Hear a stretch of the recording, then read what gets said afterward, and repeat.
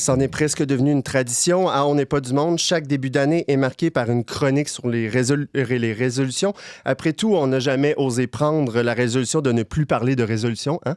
Et cette fois-ci, c'est la chroniqueuse Ariane Blais-Lacombe qui prend le crachoir. Ariane, bonjour. Allô, James. On est nombreux là, à entretenir une sorte de relation amour-haine avec les résolutions du Nouvel An. Tu fais partie de ces ambivalents-là, toi, ou pas? Ben oui, je suis assez ambivalente. Là. Je ne m'empêche pas de prendre des résolutions, mais c'est vraiment pas quelque chose à quoi je tiens mordicus. Parfois, je les réussis, parfois, je les échoue, puis j'ai pas de mauvais sentiments à mon égard pour avoir échoué, ce genre de choses. Il me semble, j'ai un souvenir on était ensemble dans une émission il y a 1 an où on a parlé de résolutions. Ça se peut-tu? Puis toi, tu avais pris certaines résolutions originales là, pour l'année à venir? Non, moi, j'ai pas... c'est la première fois que je viens à parler de ce sujet-là. Okay. C'est Simon, là, le grand expert des résolutions. Oui, c'est vrai que lui... Donc, on va le laisser sauter dans ma chronique sans problème. Non, moi, l'an passé, j'avais effectivement pris une résolution assez simple. Je m'étais dit, je vais faire quelque chose de un peu original, là, qui sort... qui sort de la boîte, là, je m'étais dit, je vais apprendre à faire quelque chose de nouveau, hein, parce que c'est tellement facile là, d'être dans nos habitudes, de faire toujours les mêmes choses. Je me disais, je voudrais apprendre à faire quelque chose de nouveau. Puis je décide pas tout de suite c'est quoi.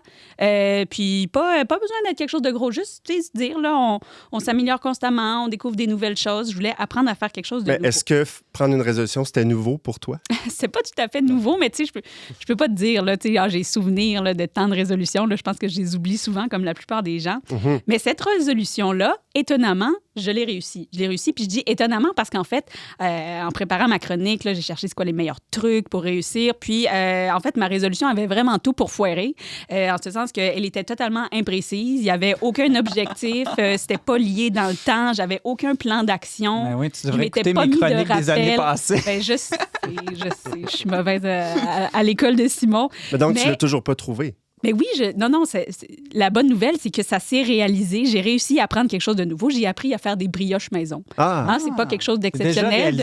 C'est déjà réalisé? Début janvier, c'est réglé. Ça, c'est celle de l'an passé. Okay. C'était peut-être imprécis, l'an passé. Okay. Parce que mon mari fait du pain, donc j'avais un petit peu un complexe là, de la pâte. Là. Je me disais, il faudrait que j'apprenne à faire quelque chose. Ton mari fait pas mal de choses. Il fait beaucoup de choses. Mais là, cette année, tu vas-tu prendre comme résolution d'apprendre à faire de quoi d'ancien? Ça serait une résolution intéressante, mais vois-tu, je suis tellement douce avec moi-même que j'ai même pas encore décidé c'était quoi ma résolution. Tu sais, je me laisse un peu de temps parce que je pense que si on prend ça dans le feu de l'émotion ou des verres de champagne le 31 au soir dans un party de famille, c'est comme c'est trop de pression. On peut se donner le temps d'y réfléchir puis de prendre notre résolution tranquillement. Là. Dans ma tête, jusqu'au 31 janvier, là, c'est encore legit de prendre cette résolution. Mais comme je le disais d'entrée de jeu, on a tous un rapport ambivalent. Il y en a qui disent « les résolutions, moi, je m'en fous. » Toi, qu'est-ce que tu en penses? Là? Ben moi, je trouve ça bien correct de prendre des résolutions. Là. Comme je disais, il ne faut pas être trop sévère avec soi-même. Essayer de prendre des résolutions peut-être intelligentes, là, pas trop superficielles. C'est sûr que quand on regarde les résolutions les plus populaires, c'est clair que c'est souvent manger mieux, aller au gym, perdre du poids, dépenser moins d'argent, gagner plus d'argent. Donc, c'est sûr que ça peut avoir un côté assez superficiel. Par contre, je trouve qu'il y a fondamentalement quelque chose d'assez chrétien dans le fait de prendre une résolution. Si c'est fait de manière authentique, ça demande d'abord un effort d'introspection. Hein? On regarde notre vie, qu'est-ce qui s'est passé dans la dernière année, qu'est-ce que j'ai fait, puis pour l'avenir, qu'est-ce que j'aimerais faire, qu'est-ce que je pourrais améliorer chez moi. C'est sûr qu'il y a moyen de prendre des résolutions peut-être plus altruistes ou quelque chose qui va vraiment plus nous permettre de travailler sur nous-mêmes, de mieux peut-être poursuivre notre vocation. Donc, ça peut être très large, mais en soi, je trouve que prendre une résolution, faire une introspection, il n'y a vraiment rien de mal là-dedans. Là. Tu n'as pas l'impression un peu que, justement, chez les chrétiens, ce concept-là de résolution est un peu mis de côté? Bien, peut-être que c'est mis de côté parce qu'en fait, il y a... La nouvelle année, au fond, c'est un moment un peu arbitraire là, qu'on a décidé, maintenant, on change d'année, mais il y a toutes sortes de moments dans l'année, finalement, qui se portent bien à faire ce genre d'introspection, puis à prendre des résolutions, à se fixer des projets, des objectifs. Par exemple, beaucoup de gens, c'est quand c'est leur anniversaire. Maintenant, j'ai 30 ans, ce que je veux accomplir dans les prochaines années, c'est ceci, cela, ou encore l'année scolaire. Pour nous, chrétiens, c'est sûr que le temps de l'Avent, le temps du carême, c'est des moments où on va peut-être se dire, je vais essayer d'être plus charitable, je vais prendre telle habitude de prière, je vais essayer de faire telle affaire, puis des trucs qu'on essaie de garder tout au long du calendrier, qui ne sera pas nécessairement l'année scolaire, l'année du calendrier, mais peut-être l'année du calendrier liturgique ou nos propres calendriers personnels à partir de notre fête. Thomas? Oui, ben je me demandais, il n'y a pas quelque chose aussi, il y a un lien qu'on fait aussi entre les résolutions puis les fameuses bonnes intentions, là, dont la route vers l'enfer est pavée, là, comme le chante si bien Madonna. Les bonnes intentions, les résolutions, ce serait pas quelque chose de similaire? Bien, c'est sûr que dans ce sens que tu trouves que c'est un peu trop volontariste, Ce serait peut-être pour ça qu'il y a peut-être une espèce de recul qui se fait de la part des chrétiens, là, qui... Oui, mais en même temps, je veux dire, il faut essayer là, de dire au contraire, genre, ah, ben moi, mon poids, j'ai aucun contrôle là-dessus, fait que j'essaierai pas d'aller au gym. Ben il y a un certain, c'est un peu laisser les bras aussi, là, je pense que... Mais en même temps, à chaque fois qu'un chrétien ou un catholique va se confesser, il est supposé prendre une ferme résolution de ne plus recommencer à faire les mêmes péchés, même s'il sait que ça risque de recommencer, au moins dans sa volonté. Donc, je trouve qu'il y a quelque chose de profondément chrétien, puis il ne faut pas le faire juste le premier de l'an. Là. Non, c'est ça. C'est un éternel recommencement. C'est quelque chose qu'on peut répéter, mais c'est pas exclu d'en faire le premier de l'an. Mais toi, je pense que tu avais d'autres objectifs durant l'année quand même, là aussi. Bien, exactement. Donc, je parle de toutes ces autres périodes-là. Puis moi, finalement, j'ai eu ma résolution de l'année que je suis très heureuse d'annoncer que j'ai accomplie. Mais j'avais aussi d'autres objectifs, des objectifs avec assez communs. J'ai eu l'idée en cours d'année de lire plus. Je m'étais donné l'objectif de lire 6 livres au travers de l'année. Je me disais 2 mois par livre, c'est quand même pas trop intense. Puis finalement, j'ai réussi. J'ai lu 10,75 livres. C'est quoi le point 75? Ben c'est ça. Vous pourriez croire que je suis rendue aux 3/4 du dernier livre que je suis en train de lire, mais non. Découragé, plutôt c'était trop plat. C'est 3/4 de livres que j'ai abandonnés en cours de route. Donc ça... Tu as tenu un registre, on le voit. Là, ben oui, je les ai notés. Je voulais justement m'encourager, puis être capable de faire le suivi, puis d'évaluer si j'avais réussi ou pas mon objectif. Puis même, James, si je me trompe pas, c'était toi aussi ton objectif l'an passé de lire plus de livres. As-tu réussi? Oui, j'ai dit ça, moi. Oui, t'as dit non, ça.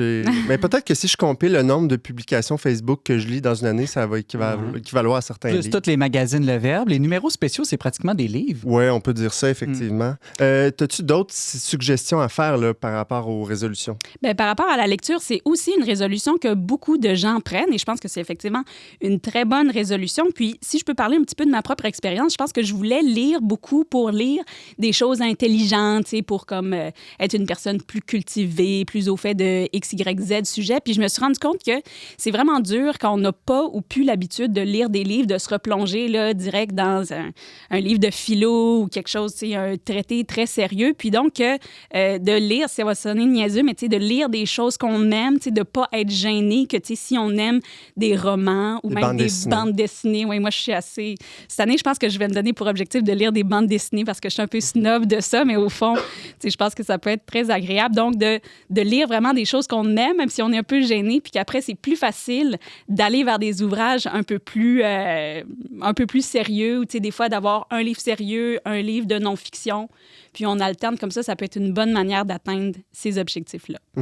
Puis là, il y a différentes manières, différentes résolutions qu'on peut prendre là, pour sa vie. Toi, tu parles de comment organiser sa maison pour faire du sport. Exactement. Bien, ça, j'ai fait un peu le tour de plusieurs palmarès des résolutions les plus fréquentes. Puis, en fait, j'ai remarqué certaines résolutions qui sont très peu fréquentes. Puis ça, j'ai trouvé ça vraiment intéressant. Puis je voulais vous en parler parce que c'est peut-être des choses auxquelles on ne pense pas, mais qu'on pourrait faire comme résolution. Le premier, c'est d'être plus écolo. Il me semble qu'on parle tellement de l'importance de protéger l'environnement. On voit tout le travail qu'il y a à faire là-dessus. Puis, c'est vraiment très rarement dans les palmarès. Donc, si vous n'avez pas encore d'objectif, bien, c'est sûr qu'on vous le répète à l'année longue, là, de faire attention à votre consommation, mais je trouve que ça peut être un bel objectif en début d'année de faire des efforts pour être plus écolo. Te rappelles-tu, c'est quoi qui était dans le palmarès? Ben c'est essentiellement toujours les mêmes, là. Aller au gym, trouver une nouvelle job, arrêter de fumer. Oui, c'est ça. Donc, contrairement à Simon. C'est ça. Simon qui va à contre-courant. Non, là, je t'expliquerai tantôt pourquoi. Là. Ben, j'aimerais beaucoup savoir pourquoi. Ceux qui se demandent pourquoi on dit ça, allez lire le texte de Simon sur le traditionverbe.com. Exactement. C'est sûr qu'il y a aussi peu de choses par rapport à la vie spirituelle. Puis ça m'a quand même surpris parce qu'on voit des trucs par rapport à prendre soin de soi, etc. Mais par rapport à la vie spirituelle, ben c'est pas parce que c'est pas un moment liturgiquement marquant, là, le début de l'année, qu'on ne peut pas prendre des résolutions par rapport à prier plus, adopter des nouvelles habitudes dans notre vie de foi, etc. D'ailleurs, l'an passé, j'avais une amie qui avait eu l'idée d'apprendre la prière du Magnificat par cœur. Puis je trouvais que c'était une super bonne idée, que surtout notre génération, on n'a vraiment pas eu l'habitude d'apprendre des choses par cœur. Puis je me disais, pour être capable de prier un peu n'importe où, n'importe quand, connaître des prières par cœur, ça a vraiment plein d'avantages. C'est beau la prière libre, être capable de juste parler à Dieu, mais on a tellement des belles formules que ça peut vraiment valoir la peine de les apprendre par cœur. Mais là, ça me donne l'idée de la résolution que tous les catholiques doivent prendre en 2022. Quoi, d'apprendre par cœur. Je vous salue Marie en latin. La nouvelle... tous les nouveaux répondent la messe. C'est pas facile. Non. Fait qu'au lieu d'être figé à son petit carton là, pendant toute la messe, non, je vais les apprendre par cœur une fois pour toutes. C'est vraiment une très bonne résolution. Puis il y a le credo de Nicée-Constantinople aussi qui change ça, apprendre ça, là. On le dit pas beaucoup au Québec. C'est tout un défi. Ouais. Normalement, on est supposé être tous les dimanches, normalement. Mais moi, pour l'année de la foi, j'avais... je ne me rappelle plus l'année de la foi. C'était en 2014, 2013, en tout cas. J'avais appris... je m'étais donné ce défi-là d'apprendre par cœur le credo Nicée-Constantinople. Peut-être que je vais devoir le réviser. Changer deux mots, je pense. Ouais, c'est pas la fin du monde. Ouais, exactement. Non, pas encore tout à fait la fin du monde. D'autres idées de résolution? Bien, j'en avais un dernier aussi qui me semblait bien. Puis en fait, c'est quelque chose que j'ai adopté, moi, l'an dernier, au début du carême. J'ai une amie qui m'avait invitée, en fait, c'est la même amie, allô Noémie, elle m'avait invitée à faire une déconnexion. Puis ça aussi, je trouvais que c'est un truc qui pourrait vraiment faire une bonne résolution de début d'année. Il y a beaucoup de résolutions par rapport à adopter un nouveau loisir, passer plus de temps en famille, lire plus. Puis c'est clair que nos téléphones, nos écrans sont un obstacle pour atteindre ces objectifs-là. Donc, d'emblée, en début d'année, de se dire, je vais essayer de me déconnecter cette année, de passer moins de temps devant mon cellulaire. Donc, on peut mettre des contrôles sur notre cellulaire qui va nous dire, là, maintenant, ça fait 1 heure que tu es sur ton cell aujourd'hui, donc décroche. Ou de se dire, à 7 heures le soir, je ferme mon Wi-Fi, donc toute la maison, on va juste rester ensemble puis pas être sur le web, etc. Il y a toutes sortes de manières de déconnecter. Puis ça aussi, c'est quelque chose qu'on ne voit pas dans les palmarès, mais que je pense que beaucoup de gens auraient avantage à faire. C'est une résolution qui est comme hiérarchiquement supérieure aux autres parce que quand on l'accomplit, on accomplit les autres résolutions en dessous, c'est-à-dire qu'on risque de bouger plus, on risque de passer plus de temps avec notre famille, on risque de consommer moins, d'être plus écolo, bref, elle est supérieure en hiérarchie. Puis ça rejoint ce qu'un autre de mes amis, Daniel, salut Daniel, me disait souvent. Il dit souvent la question la plus importante, c'est pas qu'est-ce que je devrais faire, mais qu'est-ce que je devrais arrêter de faire. Grande sagesse. Oui, définitivement. Ariane Blais-Lacombe, tu nous parlais de différents types de résolutions qu'on peut prendre et notre rapport aux résolutions en général. Merci beaucoup pour cet édifiant partage et à très bientôt et bonne année à toi et à toute ta famille. Merci à vous autres aussi.